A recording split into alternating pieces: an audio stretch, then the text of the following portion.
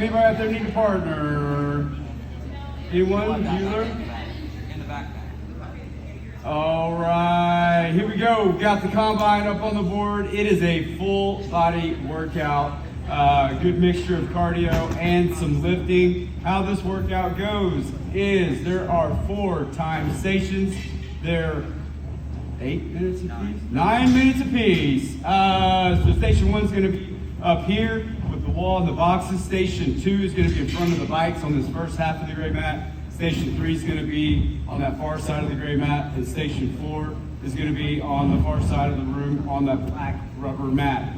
In each station, there is an active rest and 4 movements from which to choose. If there is something on the board that you just absolutely do not want to do, you can absolutely just skip over it. So the likelihood of you liking this workout is kind of up to you. So for instance, say Jordan and I are partners and we want to start in station 1 here.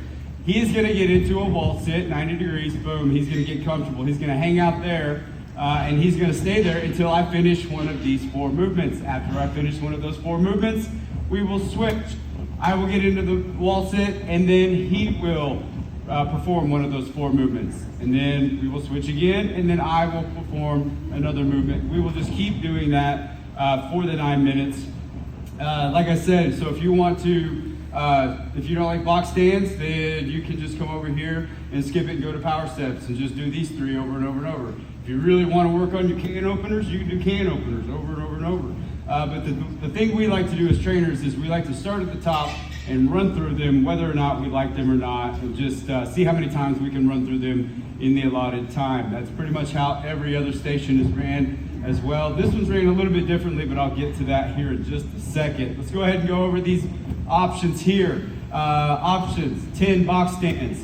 Jumping up on a box and then standing up. Let's make sure, this is just more of a strict box jump, making sure that we are jumping up and then stepping down. Power steps, driving through with that foot, creating distance between you and the box, getting power behind those steps. Then we got band crunch up here with the resistance bands.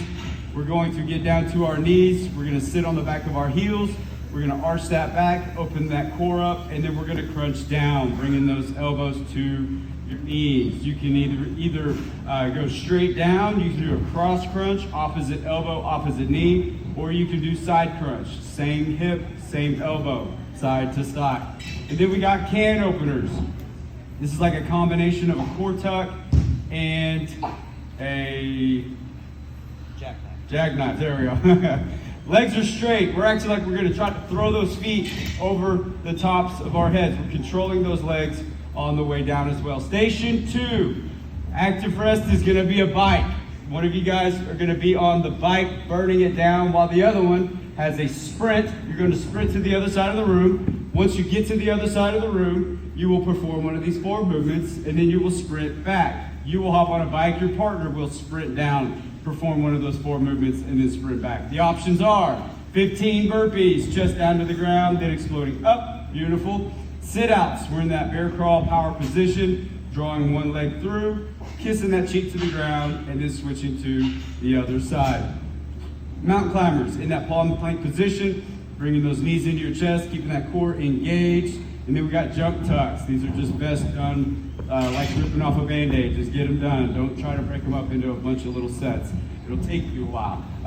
Station 2, this is the one that's ran a little bit differently. There's no rep count on your 4 options here. You're just simply doing these options for however long it takes your partner to push tiny plates to the end of the gray mat and all the way back. All right. I know at some point in this workout, you're going to get tired. You may not be able to make it all the way to the end of the mat. So we set some cones right there.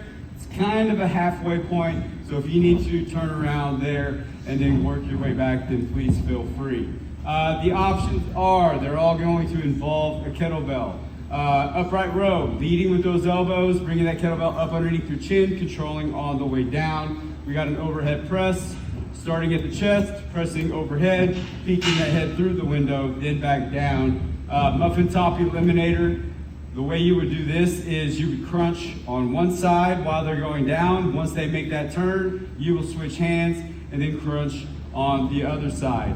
And then we got swing, forward, backward movement, hinging at the hips, slight bend in the knees, propelling that kettlebell forward with your hamstrings and your glutes. Station 4, active rest is going to be alternating snatch.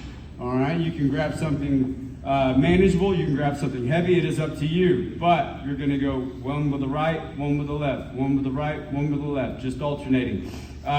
Pulling hard, pulling fast, right up the center of the body. It's one fluid motion.